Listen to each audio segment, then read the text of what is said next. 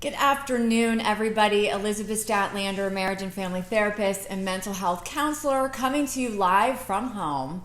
And it's been about 7 days now. I think this is our seventh or eighth really serious day into the coronavirus pandemic that's going on. And I've been trying to come live to you every day just to help people with their mental health, to help people with their anxiety, to give you some perspective, to get your mind off of, all of the, chaos and anxiety and doom and gloom that's going on. And I know this is a really hard time for so many people.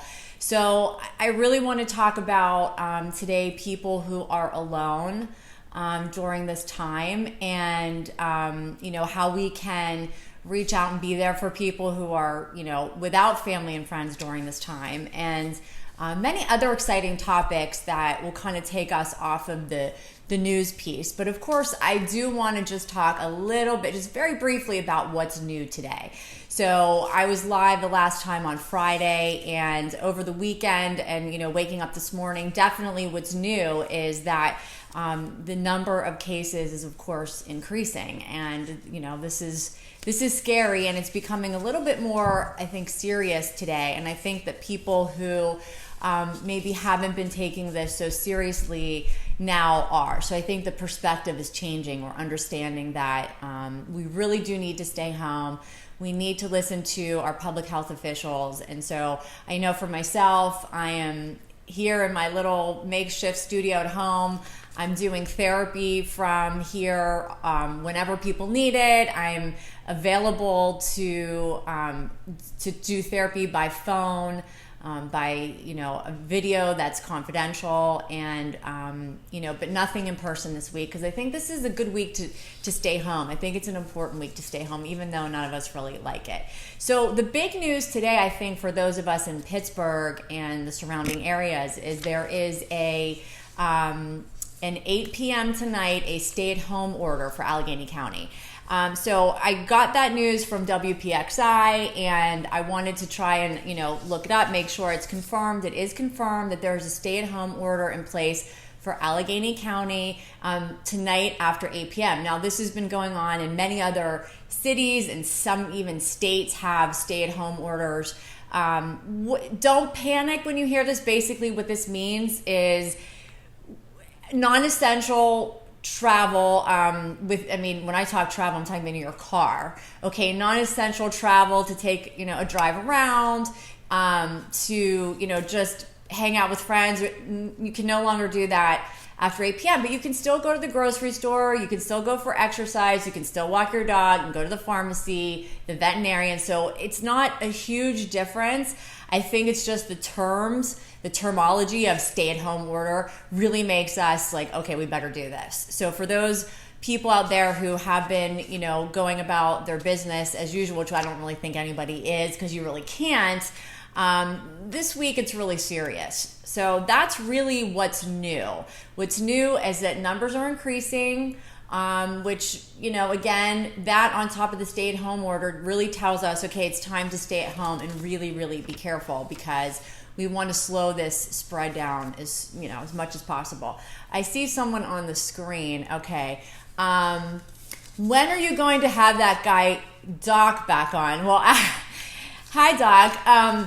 And Lisa, I would love to have you anytime. What I'm trying to figure out, because we got almost 2,000 views on our show from Friday. So if those of you who are just tuning in, if you didn't get to see me and Doc Shirey and our conversation about the coronavirus, about how it's changing our world, it is available on my YouTube channel, Actuation Counseling on YouTube. My Actuation Counseling Facebook page has also that hour-long talk with me and Doc. And he'll be back on. I'd love to have him right now. We just can't be together, so I'm trying to figure out how to get a big monitor in here so that I could have another cell phone connected to that monitor so that I could have guests, because everyone's going crazy and wants to do something. So come on my show and talk. So that guy, Doc, was great, and lots of views, and we will definitely have you back on, Doc. So one of the I wrote some things down that I thought would be really important to talk about today. And I wanted to talk, okay, so we have cases doubling right now. Most of us are blessed enough to be with our families. You know, we're with our friends, our families. But then there's that population out there that's alone. And these are the people that I really feel sorry for, because you can't really go anywhere. You know, people are, not being allowed to go to work, and they don't have anyone to talk to at home. And talk about going stir crazy. I mean, it's one thing to be stuck in a house for weeks on end at a time with our loved ones, but it's a whole nother thing to be by yourself. And I've had quite a few people call me this week in that situation. And I think it's important for all of us, if you know somebody who is alone, FaceTime with them, Skype with them, video chat, whatever form of video chat you can do. Maybe drop something off at their door before 8 o'clock tonight, a nice card or a plant or something, because to be alone, I mean, we don't know how long this is going to go on. It could be a stay at home for 2 weeks. It could be a month. We don't know. So, if you can reach out to people who are living alone, I think that's really important. Some of my clients that I talked to this weekend have elderly parents. And this time in our country is very frustrating for those of us who care for the elderly, who have elderly parents or aunts and uncles that we feel responsible for, because we don't want to be around them, because we don't want to pass on any possibility of, coronavirus or really anything. But coronavirus definitely, we know, is extremely dangerous for the elderly. But how do we take care of them? And how do we take care of them at a distance?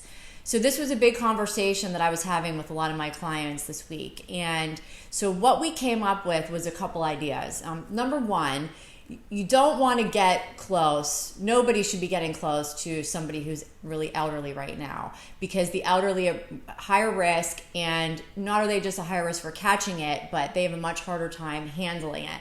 So the statistics say at this point. So you don't want to be around them, but you want to be with your parents. You want to make sure they're safe. So what do? Drop things off at their door. Drop things off. Make sure they have groceries, they have water, light bulbs, batteries, any of the essential things just that they might need for their safety. Call a couple times a day. Call morning, noon, and evening just to check in, make sure everything's okay. Share the responsibilities if you can with your other siblings, although what I hear a lot from people is that there's usually one sibling who does all the caretaking for the elderly parents. So it doesn't always work out that way. But if you are charged with caring for your elderly parents and do not want to go near them, call them a couple times a day.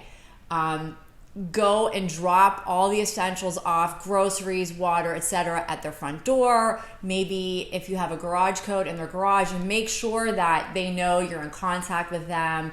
Because just imagine if you're elderly and you're at home and you really don't understand exactly how all the times work today. They probably are very disconnected to how people are on the news, but they're not in the same place. This could be very confusing for the elderly. And so they may not completely be able to wrap their brains around what's going on, but all they see is these alerts and these, scary numbers with death underneath it. And, so they may not really understand. So you want to really make sure that you stay close to your elderly parents and make sure their needs are met, their basic needs are met.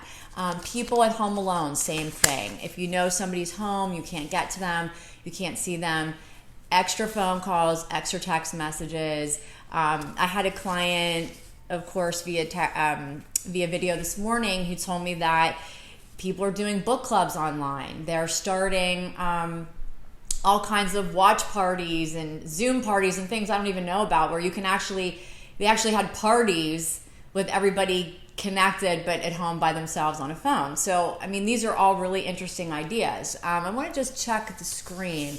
It's so sad, but I wear a mask and gloves around my parents who are in their 80s and 90s. I think that's really smart, Lisa, because, you know, it is sad. I mean, it is sad what's going on, but it's for their benefit. And, you know, if you have a parent who's in their 80s and 90s, again, coronavirus is the kind of thing that could really be difficult for them to come back from. So I think that's a smart precaution to take. You know, again, everyone's sort of dealing with things differently, and I'm really exposed mostly to my friends and my clients right now, so I'm going based on what they're doing and what they're telling me. But, you know, some of my clients are just dropping things at the doors of their elderly parents because of they don't want to infect their parents, not because of themselves. And but masks, gloves, you know, keeping a certain distance away. And Lisa, something for you. When my mother had cancer, her oncologist told her that whenever she flies, that she should put a little bit of Neosporin on the inside of her nostrils, and that would help kill any bacteria that she could potentially breathe in when she was flying. So maybe I'm not a medical doctor. That was advice given to her by her oncologist, but maybe, you know, that's something you could recommend for your parents to do, and for you to do when you're around your parents. This morning, I actually called a colleague of mine, who many of you probably are familiar with, and he is a physician. And he specializes in functional medicine. And I called him and I said, Doc, can I ask you a question? Why are we not talking about building up your immune system? Why is it that we're talking about, you know, how to respond if we get it, staying at home to reduce the chances of coming into contact with it? But why are we also not talking about building up our immune system? Because that's our main line of defense against any virus or any illness at all, even cancer. So why are we not talking about that? And he said, well, because, you know, the U.S. is largely based upon non-preventative and more of a reactive type of medicine. And so I would just encourage all of you, especially if you're feeling scared and out of control, to at least take your own health in your hands. At least you can do things beyond sanitizing everything and cleaning. Build up your immune system. Take supplements. I can't tell you how much vitamin C I am eating every day, a lot. Get all your vitamins, get a multivitamin. Make sure you're getting all the food groups. You know, one of my clients mentioned that he went grocery shopping and that everything that's gone is red meat, but the vegetables are plenty because nobody's buying them. But if that's true, eat your veggies. I mean, if there's ever a time where we can actually do something for ourselves and feel a little bit in control, it would be just that. I know I practice that all the time anyway. And our immune systems are very delicate, so I think that's really important. I love you too, Lauren. I miss you. Lauren, how are you doing? I haven't talked to you in a couple of days. I want to know how things are going for you and your family. You know, I just want to hear it and see what everybody's doing and how everyone's handling this. But today, last week, I was still seeing clients in the office, but I saw very few clients last week, and I saw some clients, you know, on video Skype and different ways that we're doing it. But I decided this week, no, I'm staying home. And probably for the next few weeks, I'm thinking this could happen. So I think we're all going to be in a situation where we're going a little bit crazy, and we're stuck with the same people, which for some of us can be difficult. So another conversation that I'm having with a lot of clients is, you know, I'm in from out of town. I'm staying with my family because I lived in New York City or I lived in Los Angeles, because I have clients all over the country. And a lot of people have come back to Pittsburgh because our numbers are much lower than in Pittsburgh and Allegheny County, and where I work out of Westmoreland County, and I hope we keep it that way. So this is a much safer bet to be here than, for example, New York City or Los Angeles. So I've had a lot of young people coming home who live in these places to stay with mom and dad, and they're calling for therapy and like, oh my gosh, I'm going crazy. I'm seeing all of these unhealthy dynamics and all of these patterns between my siblings and my parents, and how do I handle that? And it can be very difficult living in such close quarters with so many people all the time, 24 hours a day, 7 days a week. So I think that, one of my suggestions is to, maybe agree as a family that everybody has their own little space in the house. So maybe, it's a bedroom, maybe it's the basement, maybe it's, I don't know how everyone's houses are set up, but, if everyone could find their own little space so that other family members know, okay, hey, when mom's in that place, she wants a little privacy, or when dad's in that place, he needs a lot of privacy, because I've heard from moms, they're like hiding in closets and hiding in bathrooms just to get a minute of peace. And so this is a very stressful time. Some of the mental health issues, besides the anxiety, the family issues, respecting each other's space, some of the other mental health issues are, serious anxiety about the financial situation. Some of my clients are wondering, do I have to move out of New York City because things are going to change there so much? Am I going to move? Do I have to move from Seattle? Do I have to move from Los Angeles? Do I have to find a new career? What does the future hold for me? How will I ever make it financially through all this? And what I've been telling people is, don't make any decisions, any kind of major decisions, for 2 weeks, because this could really go either way. And even though we're hearing a lot of the negative on television, I'm thinking positively. And I'm thinking that with the possibility of the cocktail of the two medications that we're going to start using in New York City tomorrow, we're going to see how those are working. That's chloroquine and azithromycin. When you put those together, it's supposedly potentially a really powerful cocktail. So let's see what's going on tomorrow. Let's see what's going on in a week from today. Maybe we'll be back here talking about how amazing America has been responding to this, which I believe they have. So inspired by so many people in this country. I'm not inspired by our lawmakers. I just turned off the news not too long ago, and they're still fighting, which is ridiculous. They should just sign it and be done with it. This is an emergency situation. People need money. We need relief. Cut it out. But anyway, that's a whole nother story. But, there's all these big decisions that people are faced with. And I think that we won't know. I mean, this could be, as I was saying, this could be a positive. I mean, maybe something really positive will happen between the medications, between the response, the outreach programs, the beautiful things that people are doing. You just don't know. So for the next 2 weeks, I wouldn't make any major decisions. And I think everybody wants an answer right now. What's going to happen? How am I going to make it? None of us know. We're all in the same boat. I'm trying to stay positive. This is the greatest country in the world. And I think that these are the moments where we really feel that, at least I do, to see how all of these businesses are coming together and how certain of our leaders are really stepping out and leading. We didn't have so much of that going on. So I feel very confident that we will absolutely successfully deal with this the best that we can.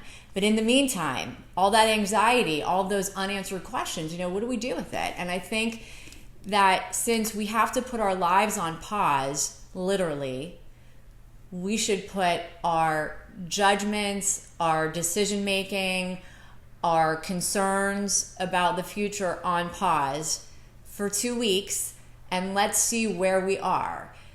Because we could spend all of this time being depressed, being anxious, panicking, and then in a couple of weeks or a month, we might have this very wrapped up under control. So I think that in crisis, it's very important to take things day by day. As far as the family fighting that's going on with a lot of people, I'm hearing a lot of this. Let's put things in perspective, okay? We could have gone through, or could, hopefully we're not, I don't think we're going to, go through a crisis like my other favorite country in the world, Italia, like Italy is going through, and we're not. We have a huge country. We have tons of resources. We have good people as our neighbors. We still have the ability to drive and get out of the house and get groceries and ask the people in Italy how precious that is. We're not locked down. We have access to medical care. We can get free testing and free medical care right now if we need it. There's so much to be thankful for. And even though it seems like this is such a hard time and a weird time in our country, which no question it is, I mean, we are fortunate people. And let's not forget that. We have each other, and imagine the people who are home alone, who are sick at home, who don't have all of the things that you have right now. And I think those are the people that we should really be focusing on, not so much ourselves. We're living right now like our grandparents lived. They didn't have, we have social media. We have much more than they did, but there wasn't a lot to do. Wasn't a lot of places to go. They hung out in their little communities, and that's pretty much what is the situation right now. And even if we can't hang out in our little communities, I know I'm talking to my friends and family much more than I have, because I'm usually so busy working.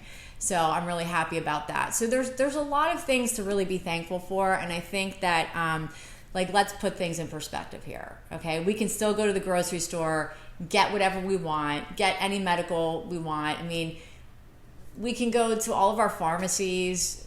We have food. We have all the really basic elements covered. So when you start to go down that negative road and your thoughts are spiraling out of control, take a sheet of paper and write down 10 things that you're grateful for. Maybe one a day throughout the coronavirus shutdown. See if that helps keep your spirits up. Don't fight about stupid things when, who knows what tomorrow holds for all of us. I mean, I think that this is a time for us to get a hold of our anxiety, get a hold of ourselves, and be strong, and just put everything on pause as far as future is concerned, because we will arrive there. And when we arrive there, we will certainly find out. I hope everybody's staying home. At this point, I have one challenge that I've been thinking about all day. Probably everybody who's watching, or who may watch this in the future, has somebody in their lives, somebody in their family that they don't speak to, or that they haven't spoken to in a really long time, or they've had some sort of falling out with. If everyone can just stop and think of that person right now for just a moment, and get the picture of that person or the name of that person in your mind, and call them. Call them. You have nothing better to do than to make your life better in the ways that you can, which means it's not about making money right now, because you really can't do much of that. So it's about relationships. Relationships are the most important thing in life, and they are a true measure of success in life. And so if there's somebody that you've been thinking about that, you had harsh words with, or just haven't talked to in a while, today's the day. Call them. And then when we come back here tomorrow live, I want to hear about it. I want to hear your stories of who you reconnected with. I'm also going to do that, and I will tell everyone tomorrow who I called. And I think it's really important for everyone to do that, and what my experience was like, and I hope that everybody out there will take that challenge. Does anybody out there, I see there's a lot of people watching, does anybody have any mental health questions for me? Anything about anxiety, depression, dealing with family. Tomorrow, my show is going to center completely around relationships during coronavirus, because I usually do my relationship show live every other Tuesday. And since I can't be with my producer, Tia, and I can't really be around anyone, I have my little studio at home, and I'm going to do that tomorrow, just back to the relationship issues, not much about Corona. We'll touch on that. But does anyone have any questions right now? Okay, let's see. Okay, that was earlier on.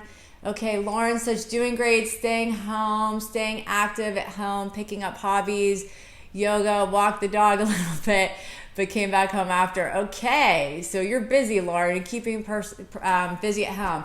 So many unknowns and uncertainties for everyone. Not the time for big decisions. That's right. That's what we were talking about earlier. Not a time to make any major life decisions.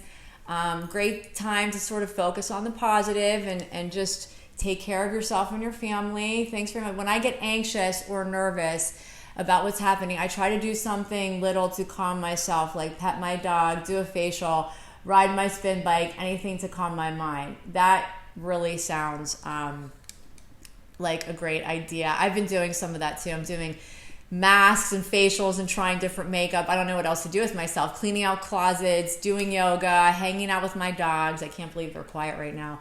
As someone asked me, where am I from? What country do I belong to? I am coming to you from the United States, and that is where I am. Love you too, Tia. And she's from India. Here's the same case. Okay, so someone from India is watching. Thank you so much for watching us. And yeah, it's everywhere in the world. So the entire world has a nice equalizer and something to make us all in the same boat for the first time in a very long time. Although I think it was always there, we just didn't see it. So now there's something that's forcing us to become humble, that's forcing us to face that we are all connected in one way or the other. We're all in the same boat, and we should really all try to reach out and be there. So tomorrow I want to hear your stories about who you called that you haven't spoken to in a long time, and I want to hear about what that experience was like. That is my therapy challenge, relationship challenge for everybody watching. And if there's no other questions, I'm going to wrap it up. Thank you everyone for watching. If you need my help and you need my assistance, please feel free to call me. My phone number is 412-376-7322. You can contact me through Facebook. I am available 7 days a week, working through this to be there for any of my clients that need to talk. Anyone out there who needs help getting through this, please do not hesitate to reach out. Until tomorrow, everybody, be safe.